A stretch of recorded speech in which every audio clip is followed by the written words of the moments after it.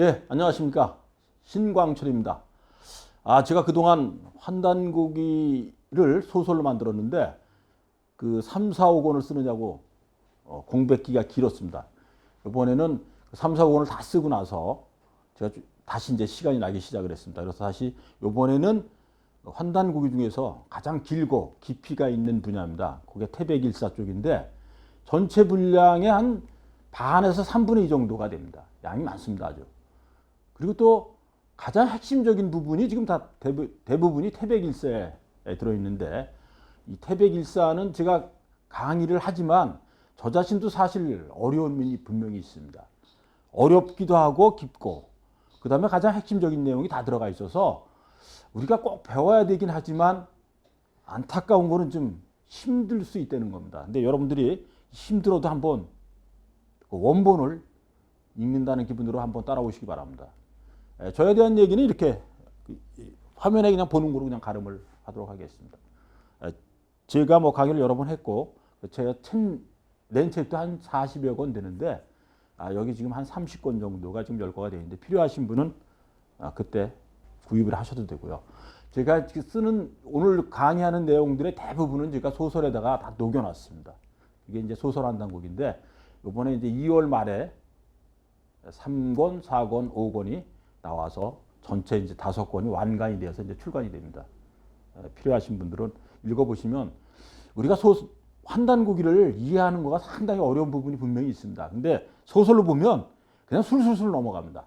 그러면서 전체를 이해할 수 있고 핵심 부분은 다 들어가 있기 때문에 또 이해한 전체를 확실하게 짚고 넘어가는 징검다리 역할을 할 수는 있습니다. 물론 소설이라 한계가 있습니다. 그 깊이를 갖다 그대로 다 다루는 건 아니고 설명을 해줘서 일반인들이 이해하기 쉽도록 만들었다는 장점은 있는데, 원서하고는 분명히 또 다른 차이점이 분명히 있습니다. 그럼 이제 태백일사에 대한 내용으로 들어가 보도록 하겠습니다. 태백일사를 그대로 풀면 태백의 역사를 다시 잃어버린 걸 끄집어내서 세상에 밝혀놓은 것이 태백일사입니다. 일이라는 뜻이 잃어버렸다는 의미로 강하게 들어있습니다. 그래서 역사를 잃었다, 역사를 잃어버렸다는 겁니다. 근데 무슨 역사를 잃어버렸느냐? 바로 태백입니다. 태백의 역사를 잃어봤다. 그러면 태백을 우리가 알아볼 필요가 있습니다. 클태자에다가 흰백자인데, 그 흰백은 우리하고 깊은 관련이 있는 건 제가 여러 번 설명을 드린 적이 있습니다. 그럼 먼저 이제 저자부터 한번 살펴보도록 하겠습니다. 본과는 고성이고요. 자는 정부. 호는 일십당. 일십당이라는 얘기는 여러분들 많이 들어보셨을 겁니다. 그리고 이분은 세종 때 좌의정을 지낸 이원이라는 분의 손자입니다. 그리고 19살 때 진사시 합격을 했고, 43세 때 비로소 병과에 급제해서 과거 급제를 합니다. 사망은 73세 때 하시고, 지금 현재의 그 묘는 충남 영기군 서면 용암리에 있고, 거기에 그 터는 이장을 한 자리로 보시면 됩니다. 이분은 1455년에 태어나서 1528년에 돌아가신 분이니까, 지금부터 계산을 하면 한 500여 년 전의 분이라고 생각을 하시면 됩니다. 그때 태백일사가 만들어졌다고 여러분들 생각을 하시면 되는 겁니다. 그때에 바라본 태백일사는 어떤 거였는지, 제가 이제 먼저 들어가기 전에 우리에 대한 그 태백일사에서 일관되게 얘기하는 것들이 있습니다. 그건 뭐냐면, 우리 이 인간의 존재는 어떤 존재인가에 대해서 이제 기본적인 설명이 들어가 있는데, 그것은 이걸 이해하면 여러분들이 큰 도움이 될 수가 있습니다. 우리는 천손민족이라고 얘기를 하는데, 왜 천손민족이냐, 그 다음에 이게 어디에 근거가 있느냐, 이런 것들을 제가 한번 살펴보는 과정에서, 그럼 사람이라는 존재가 어디서 왔다는 거죠? 천손이니까 하늘에서 왔다는 겁니다. 그 하늘이 어디냐? 북극성입니다. 그럼 뭘 타고 왔느냐? 배를 타고 왔다고 그러는 것이 우리 민족의 기본입니다. 무슨 배냐? 북두칠성이라는 배를 타고 은하수를 건너서 지구를 찾아왔다는 겁니다. 그리고 죽으면, 다시 우리가 사망을 하면 다시 배를 타고, 그게 뭐죠? 칠성판을 깔아주는 거예요. 북두칠성이 배라고 제가 말씀드렸죠. 칠성판을 깔아준 거는 그 배를 타고 다시, 여러 가지 의미가 있지만 나무로 보면은 단목입니다. 박달나무를 타고, 박달나무가 하얀색으로 하늘로 올라가는 모양을 보여주고 있는 것이 그거 그대로 보여주고 있는 거고, 또 하나로 얘기하면 우리가 일반적으로 얘기하는 것 중에서는 무지개를 들 수 있습니다. 그게 오방색하고도 깊은 관계가 있는데, 무지개를 타고 어디를 건너느냐? 은하수를 건너는 겁니다. 그래서 어디로 최종 도착지는 북극성입니다. 그래서 그러면 사람이란 존재는 결국은 제가 다시 설명드리면 하늘에서 온 존재인데 그 하늘이 어디냐? 북극성이라고 얘기하는 겁니다. 그러면 사람이란 존재가 그걸 그대로 담고 있어야 되는 거잖아요. 그럼 제가 살펴보니까 뭐냐면 사람이란 존재를 한번 구체적으로 제가 살펴보면 답이 나옵니다. 이 인자를 보시면 우리 인의 무슨 뜻이냐? 우리 이런 얘기 많이 하죠. 여러분들은 이는 사람이 서로 기대서 사는 존재다 그래서 이렇게 기대는 모양이다 이렇게 얘기를 하는데 저는 그렇게 보지 않습니다. 분명하게 이 인은 우리 천선민족이라는 것을 그대로 담고 있는 글자입니다. 하늘에서 내려와서 하늘로 올라가는 것을 형성하는 그림이다. 무슨 말씀이시냐면 하늘이 우리 고향이니까 하늘에서 내려온 겁니다. 그래서 죽으면 다시 하늘로 올라가는 것을 그대로 그려놓은 것이 사람 인자입니다. 입은 그 반대인데 그 설명은 제가 한번 구체적으로 드려보겠습니다. 오른쪽에서 왼쪽으로 이렇게 빗금치는 것은 하늘에서 내려왔다는 것을 표현하는 상형의 뜻을 가지고 있습니다. 이 뜻을 말하는 겁니다. 이렇게 삐쳐서 오른쪽에서 왼쪽으로 이렇게 삐칠 때 여기 이렇게 삐쳤죠. 왼쪽으로. 이 삐치는 것이 하늘에서 지상으로 땅으로 내려오는 것을 형상화한 겁니다. 그 다음에 이거는 왼쪽에서 오른쪽으로 이렇게 삐친 거는 지상에서 하늘로 올라가는 것을 형상화한 글입니다. 그럼 다시 제가 설명을 드리겠습니다. 왼쪽에서 오른쪽으로 이렇게 삐친 거는 하늘에서 내려온 겁니다. 그게 천선민족이잖아요. 그럼 천선민족이니까 다시 죽으면 어디로 돌아가죠? 북극성으로 돌아갑니다. 그래서 이거 올라가는 겁니다. 이게 왼쪽에서 오른쪽으로 삐친 거는 지상에서 하늘로 올라가는 것을 형상화한 글입니다. 이걸 그대로 제가 말씀드린 것이 이겁니다. 예. 왼쪽에서 오른쪽으로 삐친 것은 하늘에서 땅으로 내려오는 상징이고 왼쪽에서 오른쪽으로 삐치고 이렇게 삐친 거는 지상에서 하늘로 올라가는 것을 상징한 겁니다. 이해되시죠? 천상에서 지상으로 내려오는 걸 형상하고 지상에서 다시 천상으로 올라가는 것을 형상한 것이 바로 인입니다. 입은 반대입니다. 입은 어디에 중심을 둔 거냐? 이 큰 게 어디로 돼 있죠? 위에 거로 덮어버렸잖아요. 왼쪽에서 오른쪽으로 한 것이 더 중요하게 바라본 겁니다. 그럼 그 얘기는 다시 하면 무엇이 되냐? 여러분들 한번 지금 언뜻 한번 생각을 해보시면 됩니다. 지상에서 하늘로 올라가는 것을 형상한 것을 중심으로 둔 글자가 입입니다. 이게 입.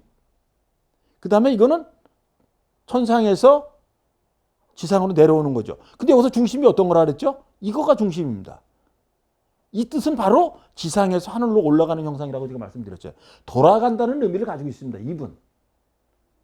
한자는 아주 그 당시의 철학과 사상을 그대로 담아낸 글자입니다. 그래서 우리가 이런 것을 추측할 수 있는 겁니다.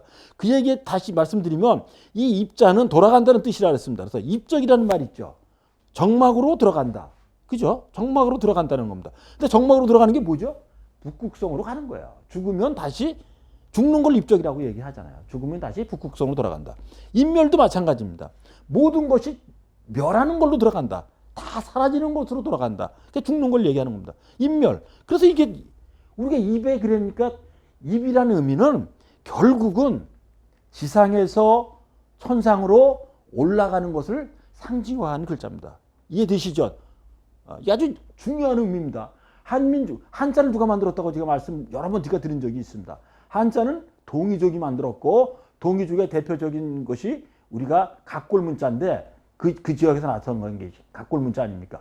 그 각골문자의 핵심은 그대로 우리의 철학을 그대로 담고 있는 거예요. 동이족의 철학을. 그래서 이는 다시 말씀드리지만 천상에서 지상으로 내려오는 것을 상징한 거예요. 왜냐하면 이게 덮었잖아요. 이게 덮고 이건 작잖아요. 그래서 이건 내려오는 겁니다. 이건 올라가는 겁니다. 올라가는 것이 더 크게 나온 겁니다. 이렇게 이것이 크게. 그다음에 돌아가는 건 내려오는 건 작은 거고. 그래서 결국은 인은 하늘에서 내려와서 다시 하늘로 올라가는 것을 얘기하는 것이 인. 입은 지상에서 하늘로 올라가는 형상을 설명한 것이 입입니다. 그래서 우리가 들어온다는 얘기를 하잖아요. 들어간다, 들어온다 이런 얘기를 하는데 그거는 돌아간다는 얘기하고 아주 직접적인 연관성이 있는 것으로 보시면 됩니다. 또 이 백자도 보시면 마찬가지입니다. 우리가 태백일사 얘기를 하는데 이 태백일사라고 얘기하잖아요. 태백일사. 이 태백. 큰 하양. 이게 무슨 뜻을 가졌느냐? 태양이 내려오는 형상입니다. 이게 내려오는 거잖아요. 왼쪽에서 오른쪽. 이렇게 아까 말씀드렸죠. 왼쪽에서 오른쪽은 위에서 밑으로 내려오는 걸 상징한다고 그랬잖아요. 그죠? 그럼 여기서도 마찬가지로 이건 내려오는 겁니다. 이게 내려오는 거. 뭐가 내려온다? 일이잖아요. 태양이 내려오는 겁니다. 그러니까 다시 한번 빛이 내려오는 형상. 우리는 그래서 천선민족이면서 태양족이라는 것을 어디서나 보일 수 있습니다. 우리의 민족을 상징하는 그 대표적인 상징은 북극성에서 왔다는 거하고 태양족이라는 것이 여러 군데에 들어가 있습니다. 그것이 초지일관, 처음부터 끝까지 환단고기에도 보면 그대로 들어 있습니다. 그것을 다시 한번 제가 설명드릴 수 있는 것이 바로 이라고 말씀드렸습니다. 예전에 제가 이거 설명드렸던 건데 아까 거 태백일사 전체를 꿰뚫는 것을 제가 한마디로 설명드리기 위해서 다시 한번 설명을 드리면 여기 보시면 환단조한입니다. 환은 환국이죠. 우리나라 최초의 국가가 환국이었다. 석유환국이라고 삼국유사에 나오는 거 여러분들 제가 설명드린 적이 있었고, 그 다음에 단국입니다. 이 단국이 배달국입니다. 우리가 배달의 후손, 배달의 후예. 그 다음에 우리 배달민족 얘기를 하는데, 우리 짜장면 배달 잘해서 그 배달이 아니라 밝은 땅이란 뜻입니다. 이 단은. 이건 제가 다른 편에서 설명을 했기 때문에 여러분들이 개인적으로 찾아서 살펴보시기 바랍니다. 이 조는 고조선을 얘기하는 거고, 우리가 지금 우리 한국이잖아요. 다 같은 뜻을 가지고 있습니다. 무슨 뜻을 가지고 있느냐? 일을 가지고 있는 겁니다. 태양을 가지고 있는 겁니다. 그럼 환부터 한번 살펴보시면 하늘이 있고 땅이 있고 여기 뭐가 들어있죠? 태양이 들어있습니다. 그 다음에 여기 하늘이 있고 땅이 있죠? 여기 태양이 들어있습니다. 이 조자입니다. 조자는 이 월자 설명하는 것도 아주 복잡한 면이 있지만 그건 생략하고 십자가 있고 십자가 있는데 십은 모든 것을 얘기한다고 지금 분명히 말씀드렸습니다. 그 모든 것 안에 제일 중요한 걸 가운데 뒀잖아요. 태양이 들어있습니다. 한도 똑같습니다. 십자 안에 태양이 들어있습니다. 모든 것이 우리나라의 이름은 다 태양이 들어있습니다. 물론 고구려 같은 것들은 그 무슨 의미냐면 지역의 뜻도 있고 여러 가지 의미가 다른 것이 있는 거고, 우리가 고대부터 지금까지 일관되게 가지고 있는 나라 이름이 핵심적인 코드, 중요한 것은 딱 태양입니다. 우리는 태양족이라는 걸 얘기합니다. 코드로 다 있잖아요. 태양. 환에도 태양, 단에도 태양, 조에도 태양. 지금 한국이라는 거에도 태양이 들어있습니다. 우리는 진짜 태양족을 빼놓고서 얘기하기 어려운 것이 분명히 있습니다. 제가 환단고기를 공부를 하고 소설화시켜서 지금 소설을 지금 완간을 다해서 아직 책은 나오지 않았지만 이달 말에 나오지만 거기에 그거를 제가 읽으면서 그다음에 공부하면서 느꼈던 거는 이겁니다. 이거 여러분들 이거 중요하게 바라보시기 바랍니다. 전체를 제가 한마디로 요약한 것들을 지금 적어놓은 겁니다. 그럼 우리나라는 나라를 세울 때 그 건국자들의 뜻이 무엇느냐? 저는 이거로 봅니다. 환국을 세울 때는 이 두 가지를 아주 중요한 요소로 받아들였습니다. 그것이 뭐냐면 첫 번째는 수행문화입니다. 그러니까 수행이 뭐죠? 참선하고 도를 닦고 몸을 관리를 잘해서 우리가 그 길을 올리고 내리고 그러는 그 훈련을 통해서 참된 인간의 모습, 인간이 어디에서부터 왔고 어디로 가는가에 대한 그 수행을 하는 것이 환국의 중요한 요소로 건국자한테 들어가 있습니다. 그 다음은 천문문화입니다. 그래서 제가 볼 때 우리의 최초의 국가는 어떻게 보면 우리의 최초 국가가 인류 최초의 국가이기도 하지만 그것에 대한 설명은 제가 이 자리에서 설명드리기 어려운 거고, 최초의 국가가 우리의 최초 국가는 이런 문화를 가지고 있었다는 겁니다. 수행 문화와 천문 문화를 가지고 있었던 겁니다. 그 다음에 두 번째가 단국인데 배달국입니다. 이게 그러니까 환국에서 쪼개져 나와서 그 무리를 이끌고 환웅이 나라를 건국하는데 그것이 배달국입니다. 그것이 단국입니다. 여기에서는 핵심적인 코드가 제가 볼 때는 음양오행이 처음 생긴 겁니다. 테오보키시에 의해서 만들어진 음양오행. 그 다음에 농업과 청동기 문화가 여기서 또 발생을 하고, 그 다음에 제가 봤을 때 동양 문화의 출발이 비로소 저는 단국에서 있었다고 저는 봅니다. 그 다음에 이제 고조선에서는 정치 운영 체제가 이제 완성이 돼서 지금 그 삼한 체제와 삼조선 체제로 유지한 걸 전체로 말씀을 드릴 수 있습니다. 그 다음에 이제 제가 앞서서 인자에 대한 설명도 말씀을 드렸지만 우리는 전체를 제가 꿰뚫어 봤을 때 저는 한마디로 설명을 해봐라. 태백일사를 설명해봐라. 그러면 저는 이걸 설명할 수 있습니다. 태양종을 선언한 천부경과 일치가 된다고 저는 감히 말씀을 드립니다. 그 천부경에 들어있는 내용 그대로입니다. 본본, 신본, 태양명, 인중천지예요. 모든 거의 중심은 태양이고 태양이 가장 핵심이고 그 중에서도 태양이 또 으뜸이라는 거예요. 이제 여러분들이 조금 머리에 지진이 날 수 있습니다. 뭐 지진이 나도 즐겁게 받아들이시면 즐거울 수 있습니다. 이제 본문입니다. 이제 본문에 들어가기 이제 전에 일십당 선생이 발문을 쓴 건데, 이게 쉽지는 않습니다. 분명히. 원문은 여기 있습니다. 여러분들. 원문이 이렇게 나와 있는데, 제가 이렇게 보기 쉽게 이렇게 나눠놨습니다. 51세 때에 이것을 썼다고 보시면 됩니다. 보시겠습니다. 자, 이렇게 보시면, 저 몇 년도는 지금 중요하지 않죠. 여러분들한테 그렇게 중요한 것 같지 않습니다. 내가 괴산으로 귀향을 갔다. 발문 내용입니다. 마땅히 근신해야 할 처지여서 아주 무료하게 나날을 보냈다. 이에 집안에 간직하고 있던 오래된 상자를 열어보니 역사와 정기에 근거로 삼을 만한 것과 평소에 노인들에게, 여기서 고노라고 되어 있습니다. 아주 오래된 노인이라는 뜻인데, 제가 봤을 때는 오래전의 역사를 알고 있는 분들을 이렇게 전 표현을 한 것 같습니다. 고노라고. 여기는 고노라고 되어 있습니다. 고노에게 들은 것과 함께 체록한 것으로 책으로 완성하지 못한 것이었다. 65세 때 이게 이제 태백일사라는 이름을 짓고 그걸 완성을 짓습니다. 16년이 지났을 때입니다. 그때 고노들을 만나고 나서 16년 지났다는 얘기입니다. 내가 찬숙한 신분이었다. 내각의 비서를 많이 구해서 읽을 수 있었다. 이전 원고를 순서대로 편집하여 태백일사라 이름을 붙였다. 하지만 감히 세상에 묻지 못하라고 나와 있어요. 여기 보시면 문이라고 나와 있습니다. 묻지 못하고 비밀히 간직하여 문 밖에 내놓지 않은 것이다. 일십당 주인이 쓰느라. 일십당이 이맥 선생이죠. 이맥 선생이 발문에 이렇게 적은 겁니다. 태백일사를 적으면서 이런 내용을 처음으로 시작을 하면서 적은 겁니다. 여기서 이제 중요한 거는 태백일사라는 이름을 졌다는 겁니다. 그 책을 고노들이 이야기한 것과 고노들이 이야기한 걸 들은 것과 같고, 내가 얘기한 걸 들은 것을 체록한 것과, 그 다음에 집에 있었던 아주 오래된 상자 속에 괴라고 되어 있는데, 괴라고 되어 있는데 그건 상자라고 번역을 했지만 그냥 괴짝이라고 생각을 합니다. 우리나라 책 괴짝이 있었잖아요. 이렇게, 그죠?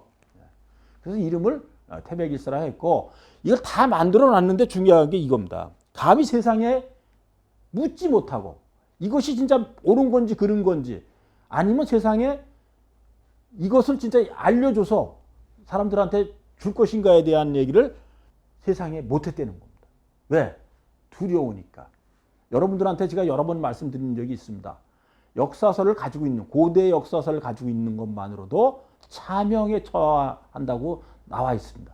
그 다음에 역사서를 가지고 오면 2계급 특징까지 시켜준다고, 그런 내용이 조선왕조실록에 명시되어 있습니다. 그것도 한 번이 아니고 3번이나 공포를 해서 책들을 걷어들였습니다. 이유가 뭐죠? 우리의 고대 역사를, 우리의 가장 근원적인 역사, 최초의 역사를 간직한 책들을 아는 순간 우리는 약소국이었기 때문에 그 약소국의 아픔 알지 않습니까? 지금으로 얘기하면 중국과 미국 같은 나라한테 그 압력을 받아서 왕의 자리를 뺏길 수도 있는 상황이었기 때문에 감히 이런 책을 갖다가 세상에 딱 내놓고 표현할 수가 없었던 겁니다. 일십당, 이것도 여러 가지 의미가 있는데 넘어가겠습니다. 이거는 여러분들 참고만 하시기 바랍니다. 그래서 저는 이 일십당이, 저는 이 역사에 등장하는, 역사에 저는 은자라고 표현을 하는데, 역사에 등장하는 많은 분들의 이름들을 보면 그냥 져진 이름이 없습니다. 소전이라는 뜻도 아주 깊은 뜻이 있는 거고, 일십당이라는 것도 아주 중요한 의미를 가지고 있습니다. 1과 10이라는 의미를 전체에 꿰뚫어옵니다. 이건